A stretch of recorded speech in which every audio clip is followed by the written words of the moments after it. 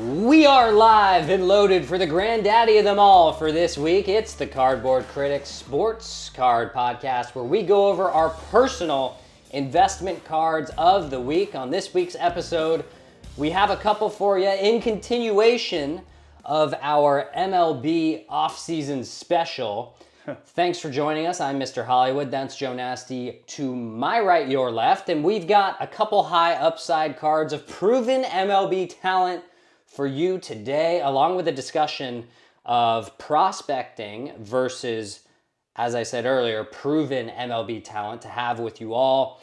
Now, remember, the views expressed in this show are solely the opinions of us and do not constitute professional investment advice. Invest at your own risk and do your own research, guys. I cannot stress that enough. These are just our opinions. But let's not waste any more time and let's jump right into this one with invest card number one of the week, and that is Jiren Duran. Of course, Jiren Duran, the outfielder for the Boston Red Sox. His 2020 Bowman Chrome first autograph in a PSA 9 and PSA 10. The PSA 10 is up just 2.9% over the past 6 months. It is $180 for that card. The PSA 9 is down 16.3% over the past 6 months. It is $90 per card. Remember, all of our data, charts, numbers, points can be found on the Market Movers app in the App Store. Great way to track the prices of sports cards, TCG cards, and your collection. Jiren Duran, 285 average last year, 21 homers, 71 RBIs, 34 stolen bases. He had a 342 OBP, an 834 OPS, and his WAR was 8.7. Yeah, great year. Fantastic year from Jiren Duran. In the minors, he had a 299 career minor league average, 36 homers, 153 ribs, 106 stolen bases. All right, so how do we feel about Jiren Duran? I think that, let's start with what's around him. Okay? I think Boston got significantly better this offseason, and it's not over yet. Let's look at their starting rotation now. Garrett Crochet, huge pickup from the White Sox. Tanner Houck, Walker Buehler. That's right. Cutter Crawford, Lucas Giolito, Patrick Sandoval, and Brian Bayo. They are all, for the most part, well done. Thank you, quality arms. It is possibly an elite rotation. Obviously, that kind of depends on who is Walker Buehler now. What is Walker Buehler? Like over the long haul. Why is Walker Buehler? You know, who, what, when, where, how? Walker Buehler. I also don't think you can rely on Giolito right now. Well, yeah, but what I'm saying is these are the question marks. Yeah. But if they have resurgent years, this rotation could be unbelievable. Could be. It could be. And they have enough arms in this rotation that they can absorb a couple injuries as well. I think that's an important part to highlight. Maybe they go to a 6-man rotation as well. We just don't know, right? Yeah. They have a good bullpen. They got Aroldis Chapman. Really? Right? Aroldis Chapman, I'm pretty sure is on that roster. You can look it up. I will. Of course, Liam Hendricks, I believe, is still there as well.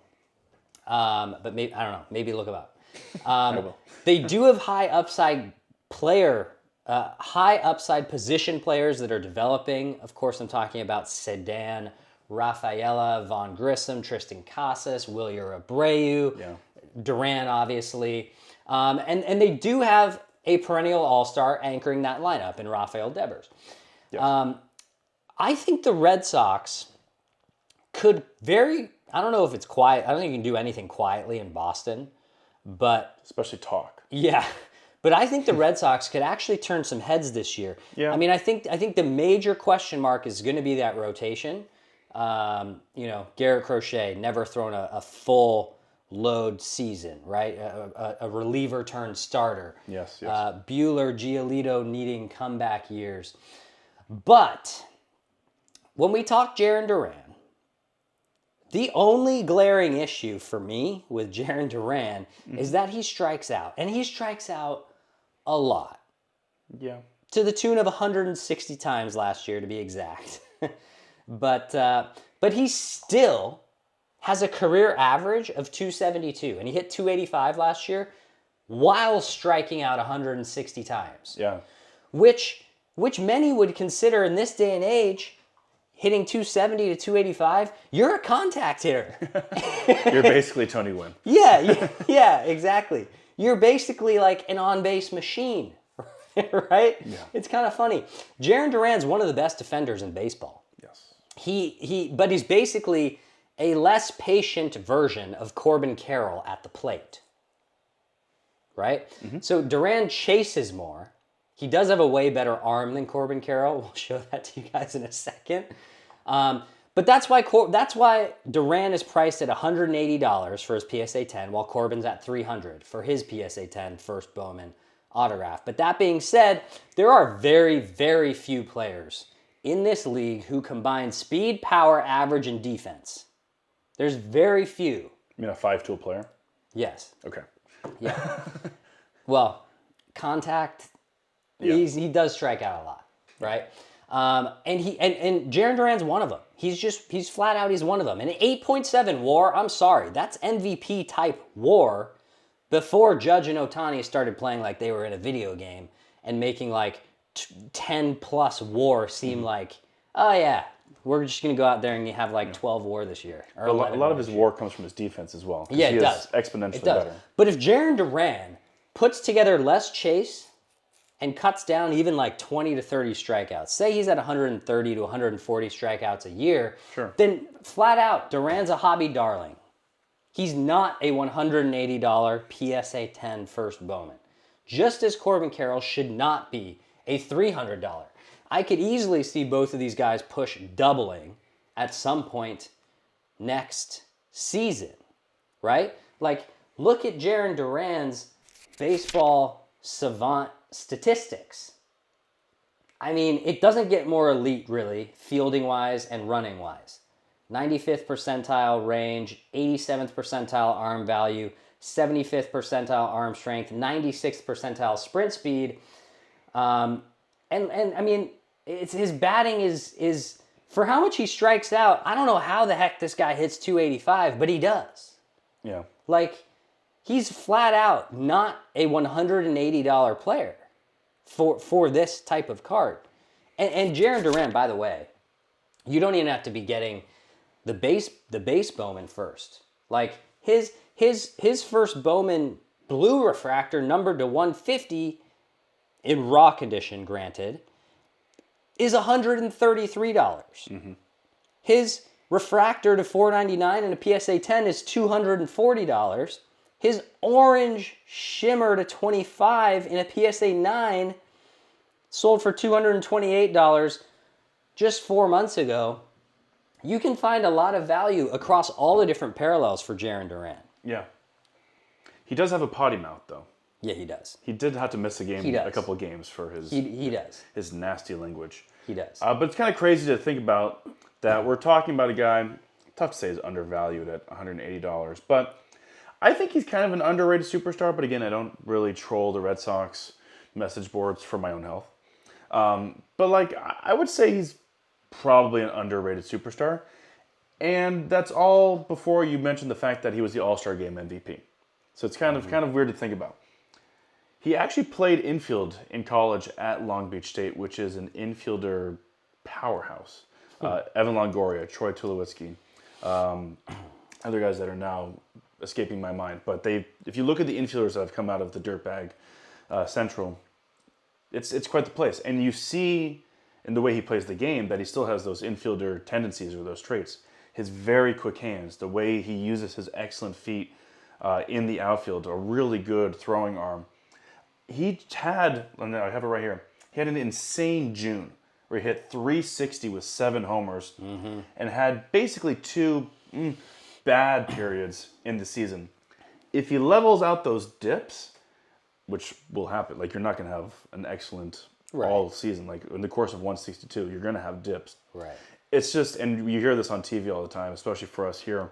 Oral Hershiser on Sportsnet LA says, how low are your dips? How low are your canyons? Because the great ones, those become just just not great, not very good. They become average months. Yeah, just not catastrophic. Right. So if he evens those out, then you're looking at top 10 MVP finishes for sure. Right. And the thing that jumps out to me, because his numbers are very good, especially for his position, on his baseball savant, was he's in the blue for launch angle sweet spot percentage. So when he's getting the ball in the air, he's not really hitting it cleanly. And this is a guy who still had good home run numbers. So raw strength, but also kind of a line drive hitter, which I love, especially for a guy who has speed. Yeah. Hit the ball hard and get on your horse. And if it continues to carry, great. If it doesn't, you have a double or triple. Worst things have happened. Right. If he does improve that, if he hits the ball in the air well struck more, well then, you're looking at like 35 home runs for a guy with speed and great defense. You're looking at a 30-30 machine. How many homers did he hit this year? 21. So he could get up to 30 if he improves, but that could take away from his approach. Yeah, but again, these cards, even in parallel format, you're getting for under $250. I mean, it's for a first Bowman as far as I'm concerned, and this is the segue where I want to talk about this really quick when it comes to proven MLB talent for first Bowmans versus prospects, people in the minors first Bowmans.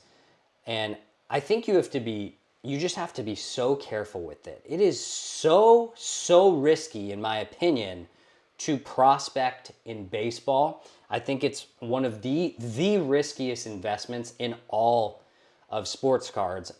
Let's just take a random example, okay? Let's take Roman Anthony. Sure. Who I think was just recently voted the number one prospect. He was. In baseball, okay? Roman Anthony's first Bowman autograph in a PSA 10 is currently selling for $400. That's hilarious. That is, just hear me out for a second. Put this into perspective. Roman Anthony is selling for $400. That is $220 more than Jiren Duran and $100 more than Corbin Carroll. Okay. I get it that that Roman Anthony is an incredible talent, but way more than half the time, these guys end up flaming out or end up being average, league average at best, right? So in my opinion, and I really want to continue to drive this point home for a lot of you guys, is that most of the time you are always... Yeah, that too. You are always... Passionate about this. I'm very passionate. You are always better off buying proven MLB talent at recessionary prices than you are gambling on prospects who already have all-star level money built into the price of their cards. There is no reason at all that Roman Anthony, his cards should be more expensive than Jiren Duran or Corbin Carroll. No. Who are both young. No, yeah, they're both young too, right? So let's go on to our second invest card of the week. Sure. And this one, I think this one could be a pretty big one. I think this one could pay dividends for some people. You might have to be patient with it for a year and wait until the offseason next year. But it's Kyle Tucker. Of course, the outfielder for the Chicago Cubs now. His 2015 Bowman Draft first chrome autograph in a PSA 9 and PSA 10. The PSA 9 is up 8.8% to $130. And the PSA 10 is up 7.7% to $350 since he was traded to the Cubs about a month ago. But let's just compare value-wise, shall we, with Corbin Carroll, because we talked about him last week, Jiren Duran, because we talked about him this week, and we'll use Roman Anthony again, because we already talked about him, right? Kyle Tucker, sitting at $50 more than Corbin Carroll, who just had a disastrous season, but insane second half. Roman Anthony, by the way, is more expensive than Kyle Tucker. World Series champion Kyle Tucker. Who, by the way, Kyle Tucker has very similar WAR numbers to someone named Juan Soto. Not familiar. 2024 for Kyle Tucker, it was cut short with injury, but he hit 290. He had 23 homers, 49 RBIs, 11 stolen bases, a 408 OBP, and a darn close to 1,000 OPS in just 78 games. Yeah. That translates in a full season to 290, 46 homers, 100 RBIs, 22 stolen bases with a 1,000 OPS, right? Yeah. Kyle Tucker, guys, obviously when he's healthy, he's a 30-30 machine. He's only 27 years old. And here's the kicker with Kyle Tucker. And here's the kicker with Kyle Tucker's first Bowman or any of his big early cards. Rookie cards, first Bowmans, whatever you want to call it. Kyle Tucker's going to be a free agent at the end of this next coming season, assuming he does not extend pre or mid-season with Chicago, which I doubt he will, unless it's an offer he can't refuse. But I think he will probably need to test free agency. And he will get a mega deal. I'm envisioning probably $350 million at minimum. I think this deal is going to actually clear $400 million. I think so too. I think we could be looking at Trout numbers for Kyle Tucker in the offseason, which when the numbers are that big, this is going to be a big market. Like, it's going to be a big market team. Yeah. I'm talking, this is going to be a Dodger market. This is going to be a Yankee market, a Mets market, a Cubs market, a Red Sox market, a Philly market. Not the Pirates or the Brewers? Yeah, good luck to the Pirates and Brewers. This will be a mammoth signing. Yeah. It will be the richest deal outside of Juan Soto and Shohei Ohtani. Who knows? Maybe it surpasses Mike Trout. Maybe it doesn't. But those big market teams, whenever one of these big market teams signs one of these huge mammoth contracts, superstars, because when healthy, Kyle Tucker is one of the best 5 players in baseball. He's excellent, yeah. I mean, he's unbelievable. The price of these cars is going to explode when that does happen. And we're sitting here and you're telling me that his suppressed first Bowman auto and a PSA 10, well, not the 9, forget the 9, the 10 is $350 right now, and Juan Soto's 10 is $3,250 right now. Sure. Gunnar Henderson's $900, Bobby Witt's $1,200, J-Rod's $1,000. Like, yeah, that's the interesting one. Some prospect who's never played in an MLB game, Roman Anthony, I get he's the number 1 prospect, is $400. And Kyle Tucker's $350? I find that to be, I actually find it to be a mix of insulting and comical, right? Like, I think Kyle Tucker might be the biggest sleeper in the entire baseball hobby. And maybe it's because people didn't like him because he was in Houston, right? Mm-hmm. With the whole, obviously with the whole cheating thing. Yeah, but he came up after it. Which he was not part of. Yeah. Kyle Tucker was not part of that. I think he's going to gain a lot of fans these next couple years, whether it's in Chicago or whether it's in any of these really big markets. And he did not qualify at bats, obviously, for any awards or anything like that. But if you look at his baseball savant metrics, which we will post for you, and it's kind of grayed out there or has the lines going through it, that just means he didn't qualify. But you look at those numbers. Batting is absolutely elite in every single category. Right? Every metric. Every single metric. Except elite. for bat speed, which is weird. Well, I think that one just didn't register because if you look at previous years, it was very good. Okay. But yeah, he's a horrific defender and he's incredibly slow. But he steals bases. Yeah. Does that remind? I mean, I was gonna say in some ways that do these metrics remind you of someone who just got $700 million? Yeah. Kyle Tucker's basically Juan Soto but he steals bases. Mm-hmm. So he's basically Juan Soto. Maybe he's one smidge echelon step down from Juan Soto offensively, but has value on the base pass. And I'm telling you, Juan Soto being $3,000 and Kyle Tucker being $300. By the way, World Series champ. Yeah. Been there, done that. I'll put my money where my mouth is. I have this card. I bought another one yesterday. There you go. Your thoughts? On my thoughts on the idea of like going prospect hungry, or my thoughts on Kyle Tucker? I mean, both. Oh man. Well, here's the thing about Kyle Tucker, and Well, why don't you do Kyle Tucker? We'll talk about prospecting to end it off. some prospect humping. Sure. I did pull up the Kyle Tucker versus Juan Soto career comparison, and I just didn't really have the opportunity to like grind it down to this season. And so the career comparison is not really fair because Juan Soto does have basically 300 more games under his belt. Right. So the numbers are very heavily tilted towards Soto. But it's basically what you would see if a guy had 300 more games. On average, it is similar. Right. So the biggest difference is the stolen bases. Tucker has much more, even with those 300 fewer games. And he does have a gold glove. Mm-hmm. There you go. These guys have basically gone head-to-head in like statistical and like right fielder domains the last couple of years, ever since Tucker got called up. Soto does have all the silver sluggers in his cabinet. Yep. Tucker has the one.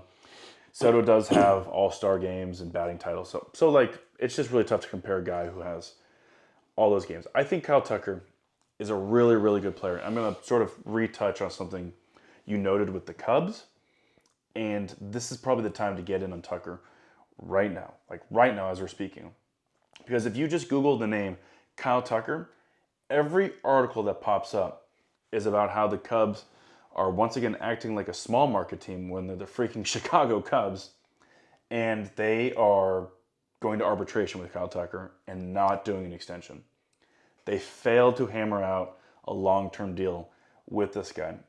Off the top of my head, I don't know if Tucker is a Scott Boras guy, in which case there would never be a chance. He's not, so it doesn't even matter. He's not.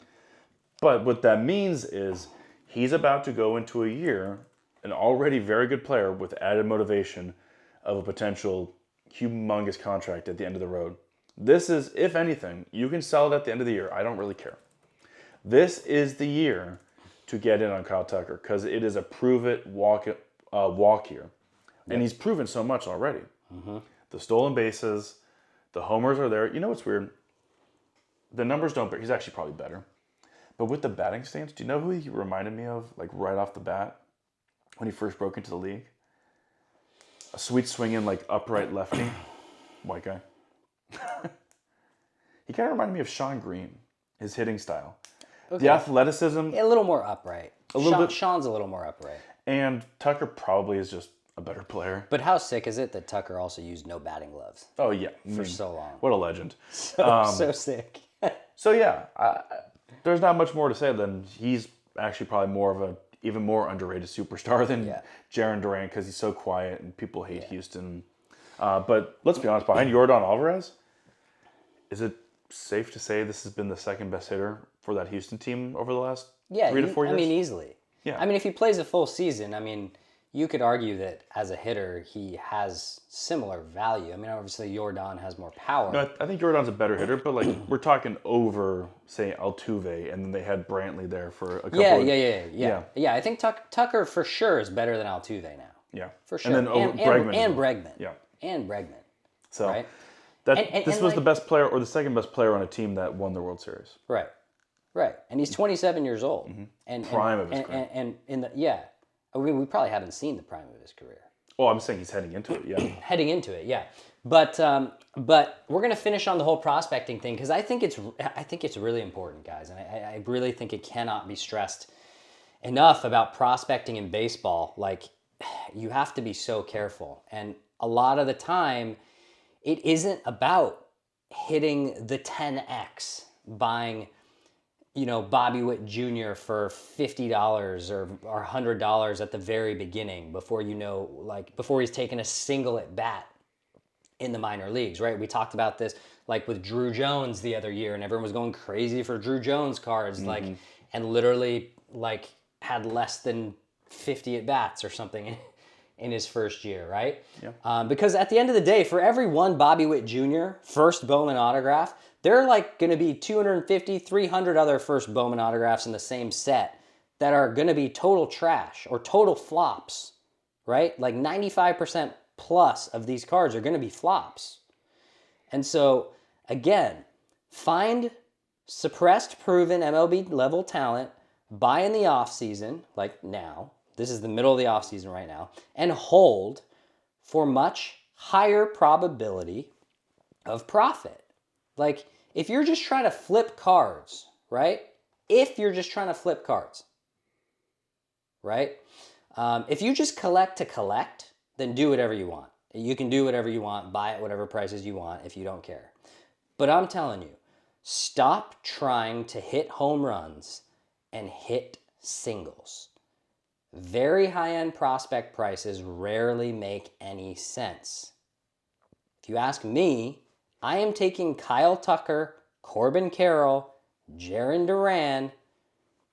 We talked about Yamamoto last week. We talked about Ohtani, even though his market is already pretty high, right? I'm taking any of those 5 guys any day over some 21-year-old in AA that's already priced higher than those guys, who's hitting 300 against my friend from high school who was drafted in the 20th round just because he can throw 96 but has zero clue where the ball's going. Dang, you went to a good high school. Right? Like, that is sound investing while curbing your own risk. Obviously, it goes without saying that sometimes we're wrong too, right? We aren't always right, but we do our best with the knowledge that we have to participate in this hobby as an investment in a safe way, right? This is how you do it in a more safe way as opposed to the lottery ticket way of, say, prospecting. Kyle Tucker, Roman Anthony. Roman Anthony is more expensive than Kyle Tucker right now. Think about that for a second. Just think about that. What do you have anything to add on that?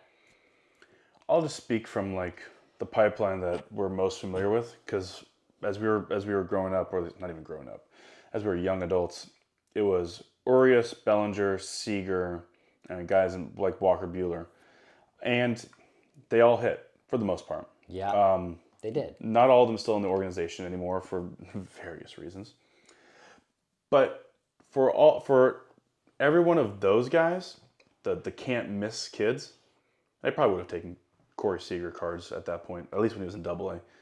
There's then a Diego Cartaya, who just was DFA'd. This was, if not the number one prospect in the organization, certainly a top 10 in baseball as soon as 2 years ago, 3 years ago. Made it to AAA. Yeah, I mean, we didn't quite cut it. We didn't trade Cartaya for Hall of Famers. Yeah, and they felt good trading K-Bear Ruiz for Scherzer because Cartaya was down in the system. Was untouchable. Right. And he just got DFA'd, not even traded. It was like, this guy can't be on the... Yeah. And it's a roster crunch. Like, not every team... Most teams would probably just hold on to him.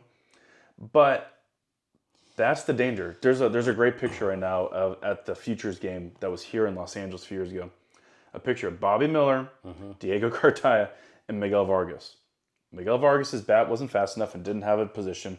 Shipped him to the White Sox. Diego Cartaya just got DFA'd, and Bobby Miller's future's in flux because of his health. Right. That's prospecting.